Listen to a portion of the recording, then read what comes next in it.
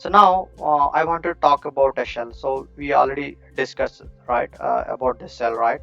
So what do you mean by shell? Shell is a command line interpreter that provides a user interface and interacting with the operating system. So it's allow users to execute commands, run programs, perform various system tasks, right? And I mean, they can run their programs when they need it, and it interrupts the input and execute the commands and manage the interaction between the user and the operating systems.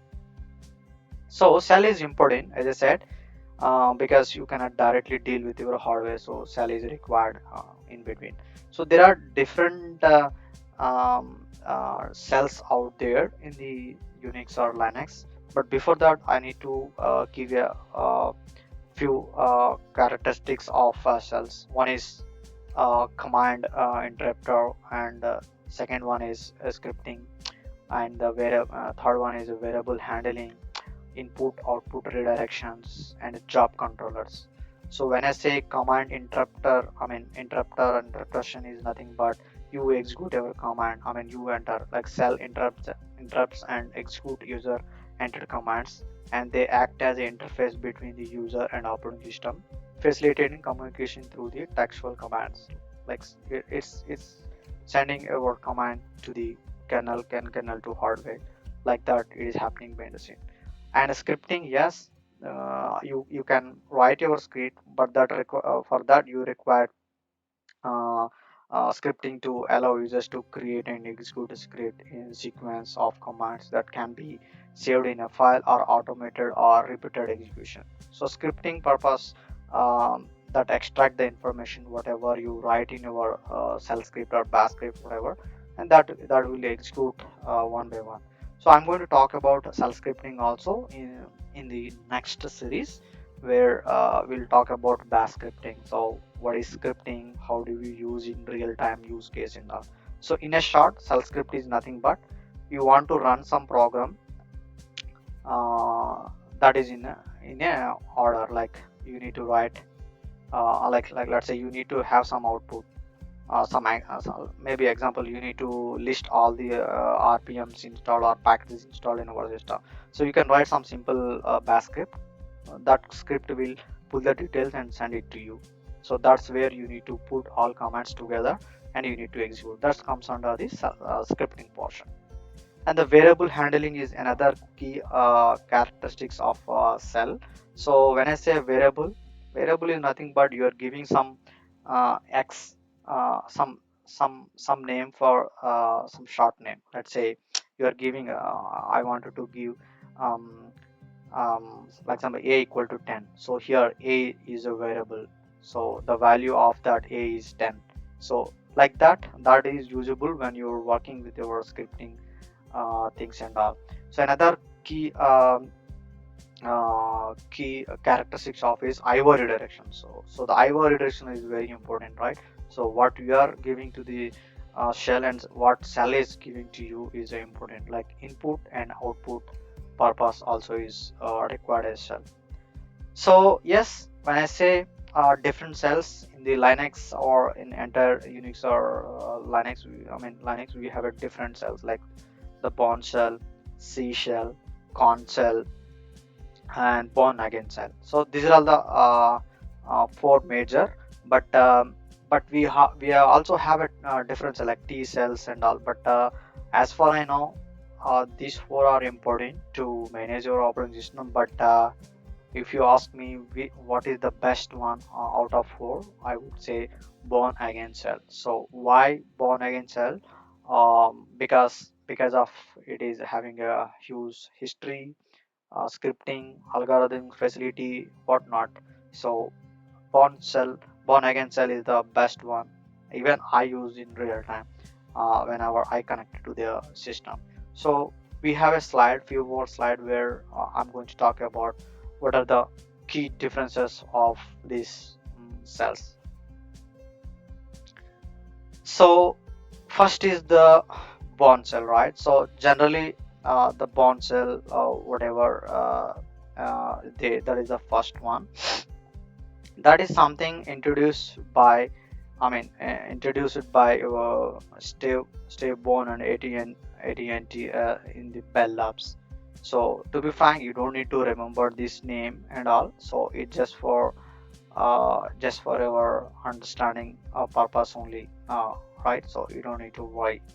And and when you use your Bone shell, the name of the cell name is start with the like slash bin hash, okay, or slash bns. So if you connect it to your server as a non-root user, the prompt for bourne shell is dollar.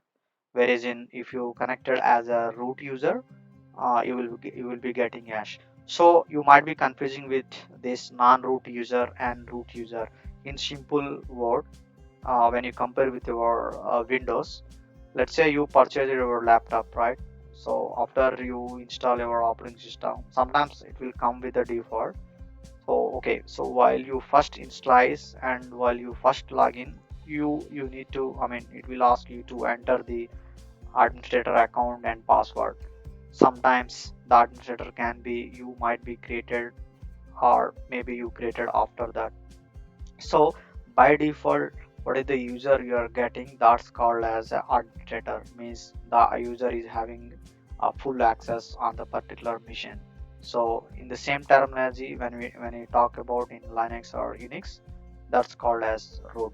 So in Unix or Linux terminology, root is the administrator and non-root is a general user. So non-root user do not have a um, uh, full full capabilities until we provide, right? So they will have a limited access.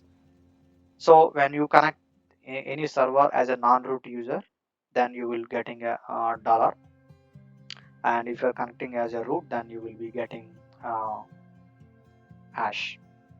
So the T shell something introduced by or written by the Beljo at the University of California at Berkeley, right? So here also you can get the command path of the C shell is /bin csh, but whereas in if you're logging to the non-root user, you will be getting a percentage for the non-root user symbol, but for the root user it's remains same, that is the hash.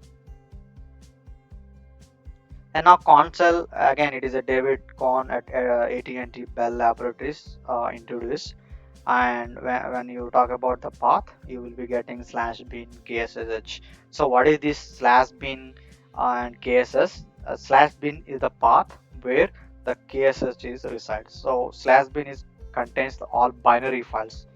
Okay, so we have a slide where we talk about all the important folders or directories out there in the Linux or Unix family. I'm going to talk about file system hierarchy as well.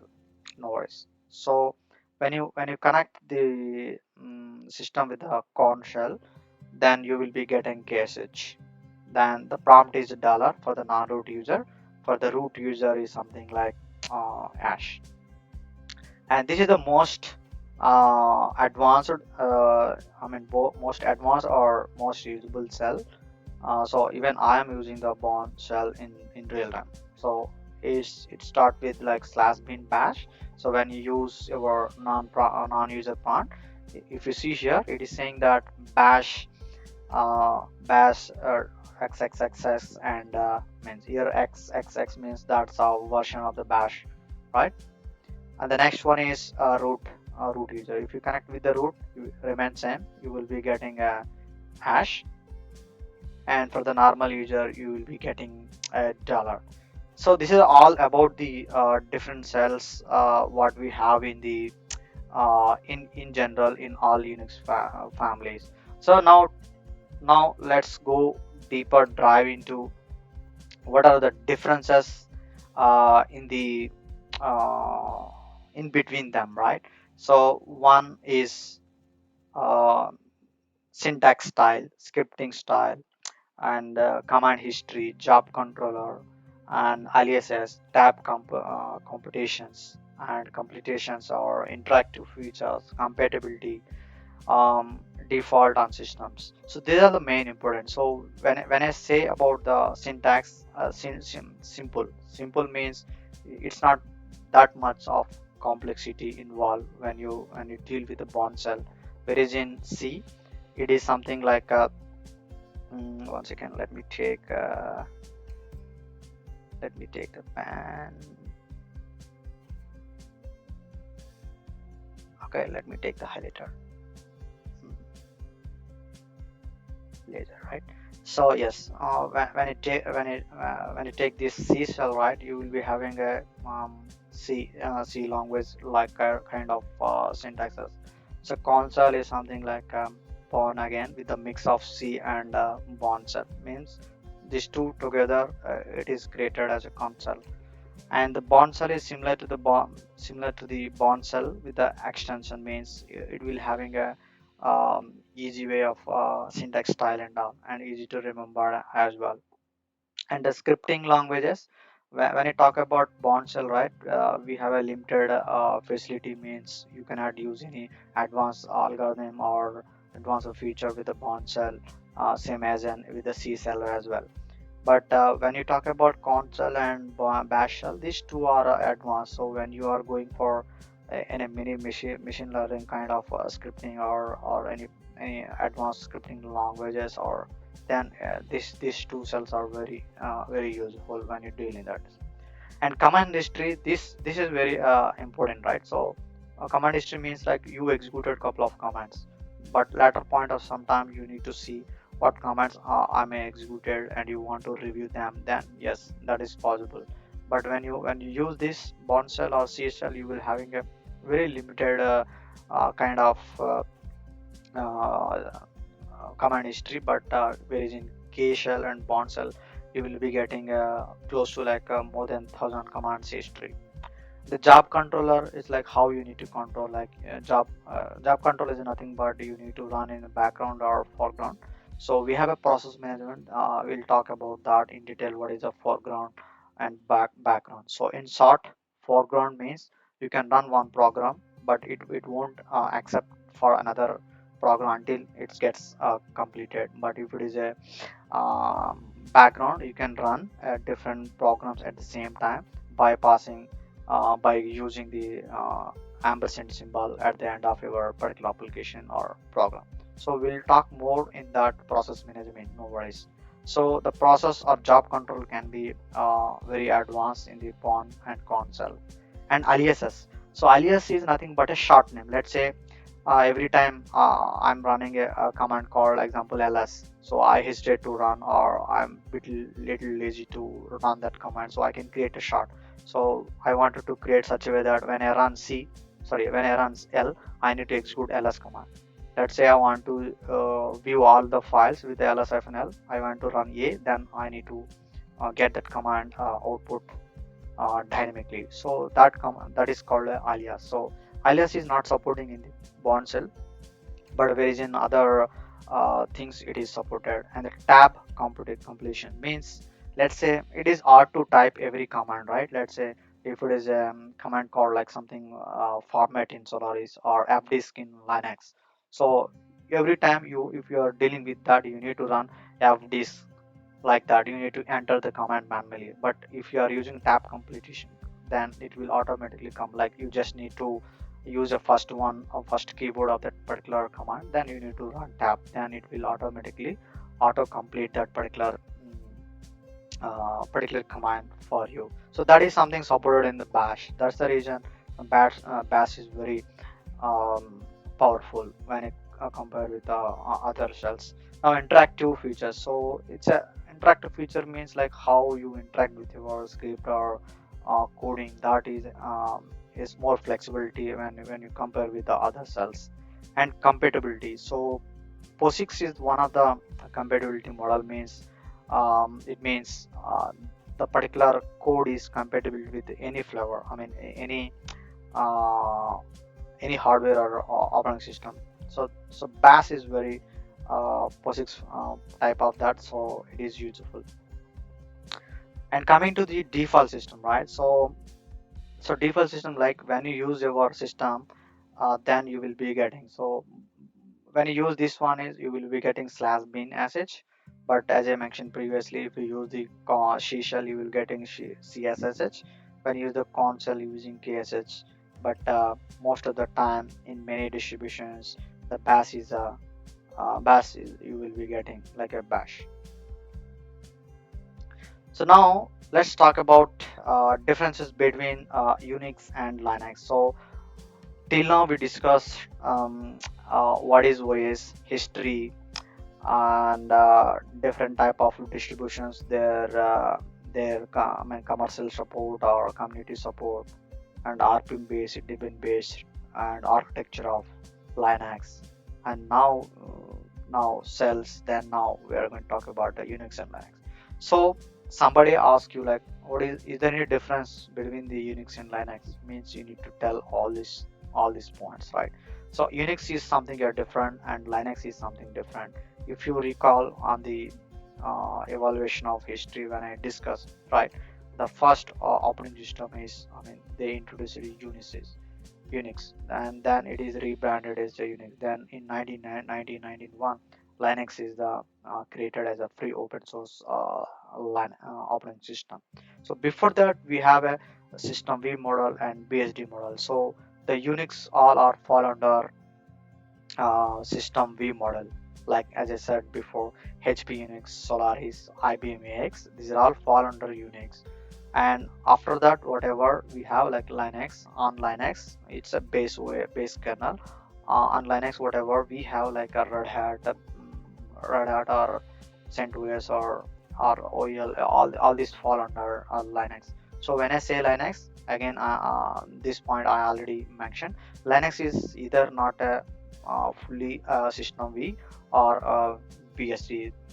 The Linux is having a combination of both the features. So some features from BSD model, some features from the system V model. So if somebody asking, is there any difference between Unix and Linux, you need to tell key components. Like the first one is something from this particular slide. Maybe you can say that uh, source code availability. General closed source means it's not generally available, right? Because HP Unix and IBM Unix are licensed software.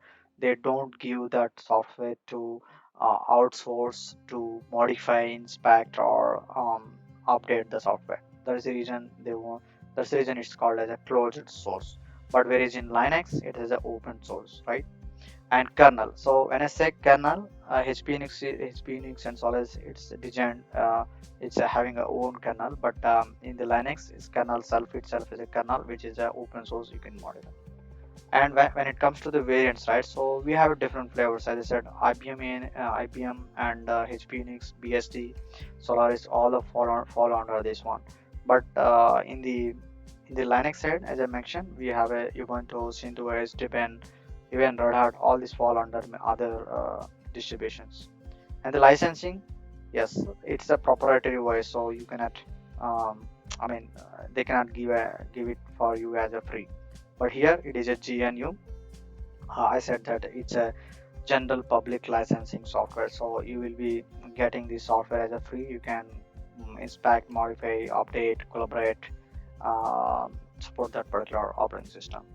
And community, let's say community, as I said, community support is, it's a limited, means all these are proprietary voice and very expensive licensing, and you need to purchase, and you need to take anything help or whatever from the vendors. Let's say if you want to use IBM AX, you need to purchase that from the IBM company, and you need to purchase their support model, like a premier or basic or advanced or enterprise level kind of support you need to update. So that's the licensing person, right? When I say community support, means they don't have much community. Means if you are stuck with some max issue, then uh, in the community there are very less people who respond, or who will suggest you on that, right? But whereas in open source category like Linux, it is having a strong and active open source community. So if somebody having some X issue or somebody doing some announcement, so they can collaborate, they can give insight or input everything together on that, because of the strong community.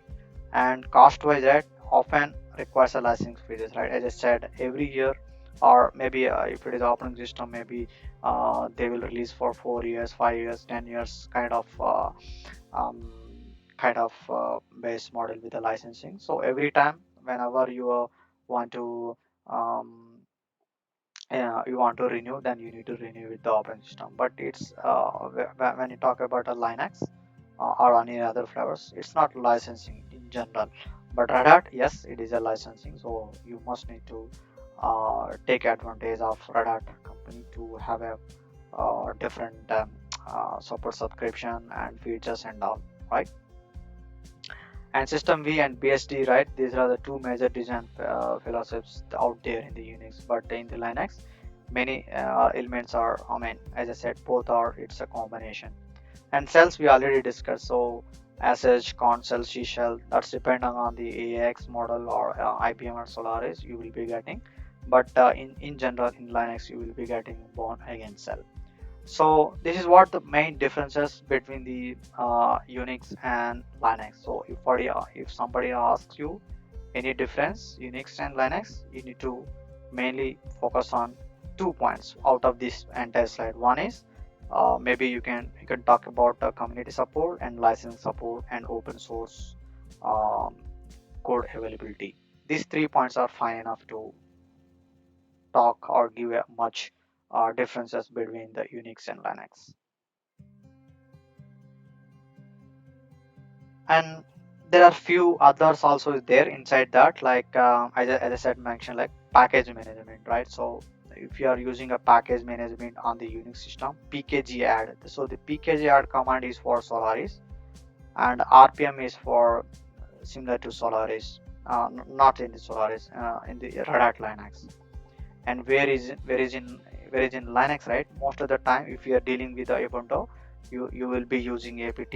So m is the it's a Red Hat based thing, so you can also use Red Hat. So in Red Hat we have also another command called dnf, so that's something supporting on Red Hat 8 and 9 flavors, where you can use instead of m you can use dnf, right? That is the command to install or manage the packages.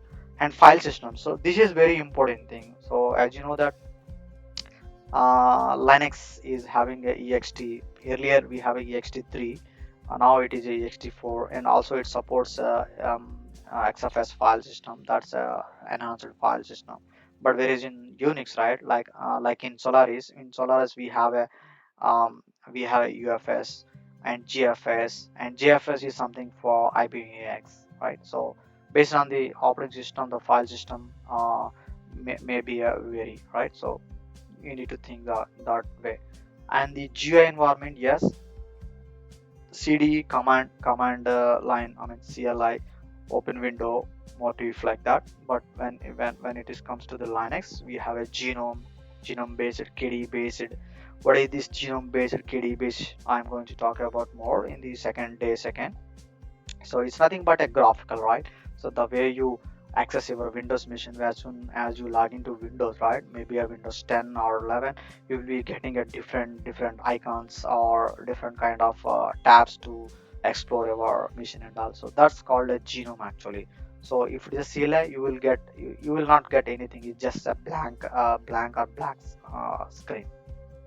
And system, init system, it's nothing but it's a uh, process, right? The way it is managed or organized. So in general in Linux, everything is something managed by the systemd program. The next one is process management, that is something property solutions. So similar to the other systems like Solaris, but where is in here is a general a similar process management, like you can use a ps command and all. And when it comes to the commercial versus community, right? So the Unix is commercially focused, means they can't give anything for free. But whereas in Linux it is a community driven. But some programs, I mean some of them are commercial, like a Red Hat you need to purchase. And the hardware support, yes, I mean Solaris designed their own hardware, and IBM designed their own hardware called for AX operating system. IBM is the hardware. For HP Unix, HP is the hardware. For Solaris operating system, Sun Microsystem is the hardware. but now Sun Microsystem is acquired by the Oracle, so that operating system can be installed on any Intel or Arc platform or Spark platform that's supported by Oracle. Oracle, not software, Oracle company. I mean vendor. But in Linux, right? It's open source, right? It support most of the hardware platforms, so you don't need to worry. It will support on all the x86 or 32-bit or 64 bits or Intel or Alpha or a Spark processor. Everything is supported. And coming to the file permissions, yes, the file permission is something managed by in a different way. So what is this file system and file system permission? We have a dedicated session. So it's in simple who can access or who can have the permissions to each and all. So that's something managed by the file permissions using chmod and ch1 mechanism. So that's it about the Unix and Linux differences, right? So now this is the maybe this is the last topic of the of this day one. So after that we are going to conclude it, right? So often you might be seeing what term called like client and server and workstation. So here is the detailed overview of the what is the difference between workstation, client, and server. So in real time, right? Most likely you will be hearing two terminology, either a client or either server. Most of the time, you as an admin or you as a system admin or a cloud engineer or whoever, you need to always deal with the server. So server is the important where you always your day to day you connect and you manage, you monitor everything you've done on the server side. So let's talk about these terminologies. Anyway, it's not required the workstation terminology in real time world, but as a fresher or you are coming, since you are coming into the non-IT background, you need to understand difference between your workstation and client and server. So when I say the purpose of workstation is for its individual use case and focused on desktop productivity and development tasks. Like I am the user, I want to use my laptop for my use case purpose only. It's not for some kind of server use case and all, right? So workstation is something when I say it's not laptop, but just think about some kind of a PC with a monitor, with a CPU, memory and all, right? That's the purpose.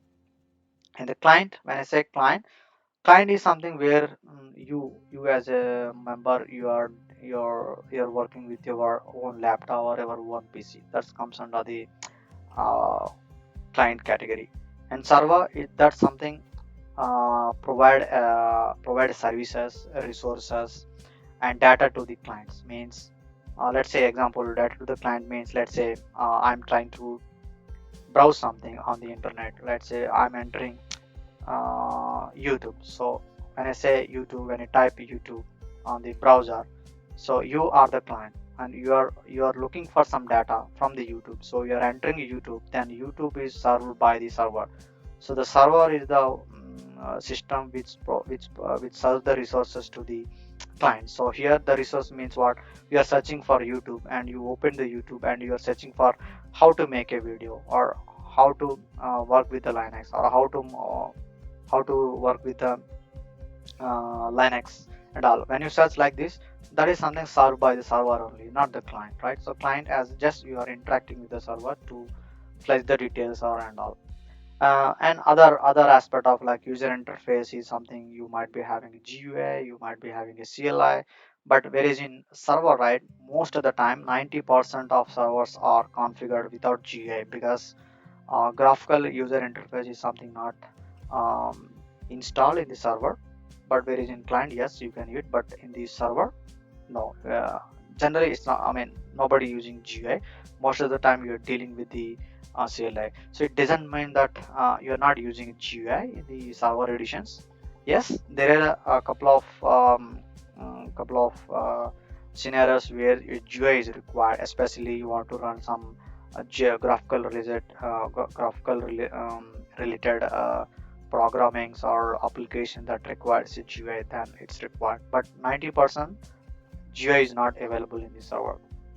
And processing power, when you compare to the workstation and the server will have optimized multitasking and handling use case purpose. It is usable, but workstation is something like you are purchasing a high-end model where you develop your work and all, but it's not comes under the real-time use cases. And the memory, yes, when you compare with the memory, running applications permanently on the workstation, but in RAM, in the client side, it's just for running a simple program. Sufficient memory is enough, like let's say 4 GB or max 16 GB is something like that enough. But when it comes to the server, right, you might need a RAM, more RAM, or more RAM based on your application. Let's say you are running a Oracle application that may require 32 GB, 64 GB. It's all depends on your application, the one you are running in our server. And the storage is most essential part of our workstation or client or server, because where you are storing the data, that's called a storage. So the storage is something here if you are using on the workstation, that is for multimedia purpose or data analytical purpose, or maybe for development purpose you are using workstation. But when it comes to the client, right, so mostly it's general mission. So like your laptop, you're not dealing, or you're not storing a high-end data or critical data in your client, because you just keeping your audio file or video file, or maybe some text file, Excel file, whatever. But in server, right, yes, it is based on the server configuration, and you need to use that either a large data storage you require or a small storage required. It all depends on the server setup or the need of the application. And networking something, this is something advanced networking capable for development and collaboration purpose use it. But whereas in client, right, it's connected to a network for accessing resource. Let's say my laptop is now connected to the my internet. So internet, I connected through a wireless network. So it's just for what, accessing the resource. So what I'm doing now, I'm just creating a video. So for that, I don't need a heavy connection or heavy network channels to have a networking. And also it's just simply a Wi-Fi network, and ISP provider is fine enough.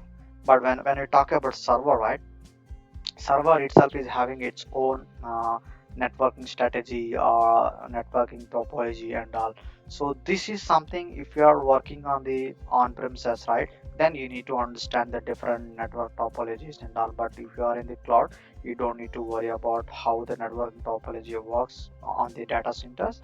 You just need to worry about how you need to organize your networking inside the cloud, right? So if you are on-premises administrator, then yes, you need to think about like kind of networking cabling like RJ45, and how you need to do the cables settings and all, FCE cables or general LAN cables, WAN cables, like that. You need to understand more detail. But if it is a cloud, you don't need to worry, because everything is something provided by the Amazon, I mean cloud vendor. You just need to set up your internal network in the cloud.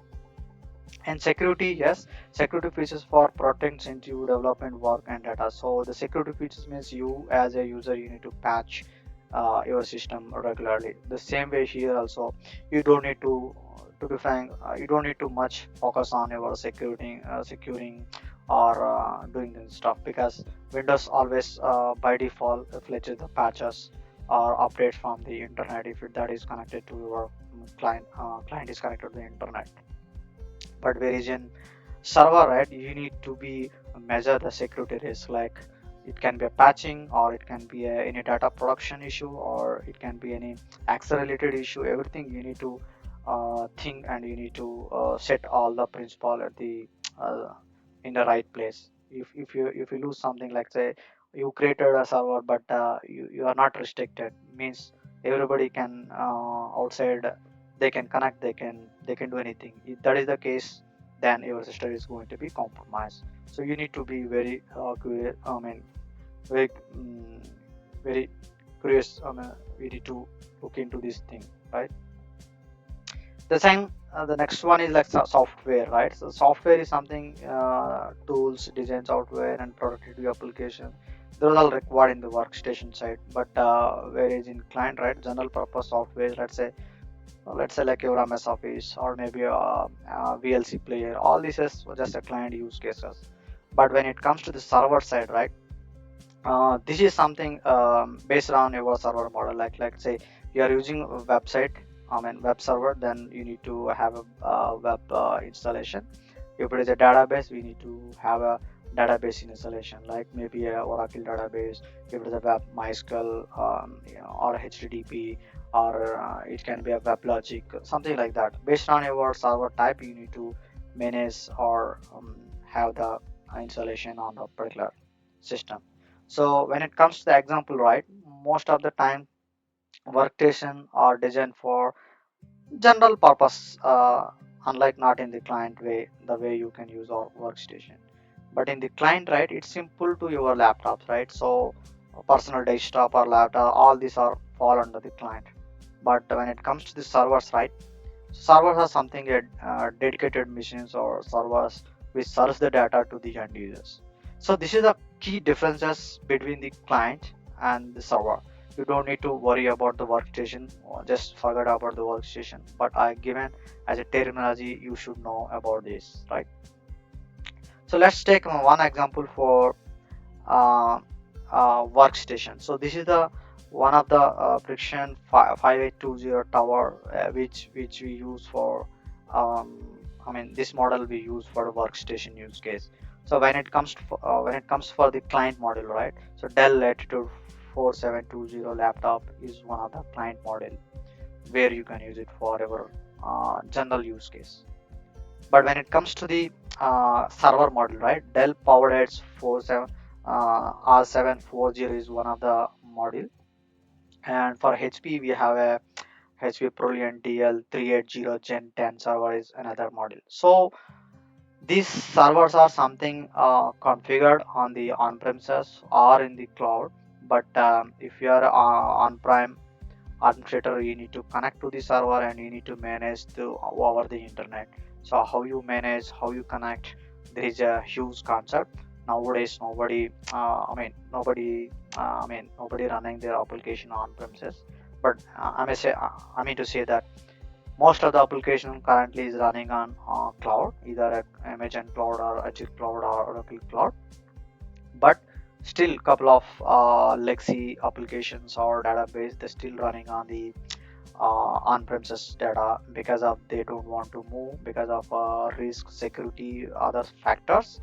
So for them, we need to manage on the on-premises. So here Dell PowerEdge is one of the hardware model where we use as a server in on-prem way, and HP another model where we use as a on-prem server.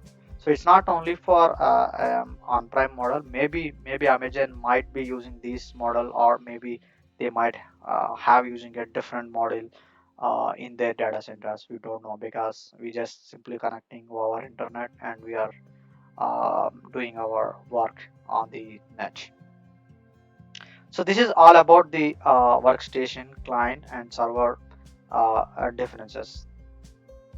So so regions, right? There are different reasons why you might choose a Linux over Windows. Maybe you might have some confusion, maybe you have a doubt, right? So in the market we have a Windows, we have a Linux, but why I need to choose, um, uh, why I need to choose the Linux over Windows, right? So in this case, right, the first one is, the first thing is open source model. So Linux is open source, which means its source code is freely available for anyone to view, modify, and distribute. This foster a collaborative communication and allow to a greater customization. That's the reason open source, because of open source model, Linux is become a popular. The second one is uh, cost, right? So the cost is, most Linux distributors are free of cost.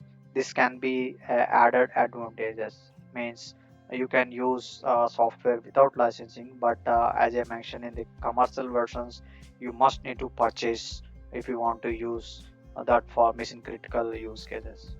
The second one is security. So security is something, a very robust security model which is developed in the Linux, right? It has a well designed permission system, and principle of least privileges is widely allowed. The open source nature allow a quick identification and resolution of security vulnerability. Means if somebody noticed some issue on the open system model, means okay, there is some virus, let's say just example, some bug is released, or some critical virus that need to be rolled out, then the community people immediately they will try to fix and they will release the version. That's the reason we have a security in place, greater security. That's the reason it's, I mean, I call it as a robust. The next one is stability, right? So when it comes to the stability, means it is having a reliability, scalability. Many servers, including the running critical infrastructure and web servers, use the Linux due to its ability to handle heavy workloads without frequent passes. So unlike in Windows, right? Let's say if you're using a Windows servers for some mission critical application, some point of time it may not be respond on some, it may be hang or it may be crash all of suddenly due to X region factors. But in unlike in Linux, right? 99% it is not going to be crashed until you, if you made some mistakes or you have done a lot of customization in your OS, which causes the operating system um, crashes. So that's the reason in general we are not going to touch much thing on the OS. I mean, we are not modifying in general after server is go live. So we need to edit what we require to the particular project and all. And the next one is a performance. So performance is one of the key factor, right? So Linux is known for its efficient resources management. We talked about resource management, how OS is managing the resource management and all, making it suitable for running a wide range of hardware for embedded system to high performance server. So performance you will get when you compare with the Windows, you will get better performance. The next one is customization. We talked about customization, right? So we can do a desktop environment customization, Windows I mean customization, package managers customization. So all this you can done, because as long as you want, you can I mean you can flexibly, you can uh, customize your applications or programs as you need it. The second feature, I mean, maybe the next one is a command line interface, right? So the command line is offered as a pure CLI, right? Allow you to run efficient system administration tasks and automation for user comfortable with the command line. This can be a significant advantage. So rather than you use in Windows some kind of graphical user interface and all, CLI is the best way to complete your tasks or execute commands in a simple way. And package management, this is something we already discussed, like how you organize and manage your package management is easy in the Linux flavor. Using the, if it is a Red Hat, you can use a yum or dnf for Red Hat. If it is a Ubuntu, you can use apt get, like that. And the community support, this is something I already talked about. Community support is having a very vast and active. So if something, there are forums, documentation, online resources available for troubleshooting and learning, right? So this community driven support can be valuable, especially for users who enjoy a collaborative environment. Means uh, you as a user, you need inputs from the community, right? Hey, I'm stuck here, what I need to do. So community people might respond to the same similar issue before for other users, so you can refer and you can try to implement in our thing, I mean in your system. That's the reason it's one of the key feature of this one. And the server environment. So most of the Linux are in the market. I have seen that most of the customers environment runs on the Linux environment. It can be a Red Hat or Ubuntu or CentOS. It's based on the customer to customer. So when you compare with the Windows and Linux is something you can see 80%, 80 to 90% of occupancy in the server environment. And compatibility with the development tools, right? So when I say development tool, like especially who are working fields like web development, software engineerings, or they want to do their customization, that is very flexible when you compare with the uh, Windows. So these are the main key differences um, uh, from the Linux and Windows. Why you choose a Linux rather than Windows. So next question you might be getting something that, does Linux as a virus free? I mean, maybe you will be getting some confusion. Hey, virus is only applicable to Windows. No, virus also is applicable to the Linux, but in general, right? So when you when you install any virus related content in the system, any operating system will be impacted, not only a um, Windows or Linux, but in general, compared to Windows, Linux is very virus free, but there is a chances that Linux also will get impacted by virus when you install any software that downloads injects the virus into the system. So when I say that, it's not, I mean, as I mentioned, that it's not accurate to say that Linux is entirely immune to a virus or malware. Linux is generally considered to be more secure than some of the operating systems such as Windows. So there are several reasons for this. One is like user permissions, right? So when you talk about user permissions, Linux follows a strong permission model. Okay, regular users typically do not have administrator privileges by default, which limits the potential impact of malware. Means, let's say you grant full access to everyone to that particular Linux server. That means what? Everyone can connect and they can install, and they might also unknowingly or intentionally or unknowingly they download some software, some unknown sites, and that site is having some malware attack or malware files that gets downloaded and that's installed. So because of that, right? So as a admin or as a architect or whoever, you need to be plan in such way that least privileges to in your environment. That's called under the permission management. The next one is package management. This is talked many more times. It's easy to manage and all. And open source security, right? So this is something nature of Linux allows security vulnerability to be identified and patched quickly by the community. So when I say, as soon as the community is identified, hey, your CentOS is having some X vulnerability, or Ubuntu is X vulnerability, then you will be get notified or get some insight input or insights from the community as soon as that gets released. And market share. So when you compare with the Windows market share, that Linux is almost, as I said before, like it's almost occupied 80 to 90% of market share when compared with the Windows environment.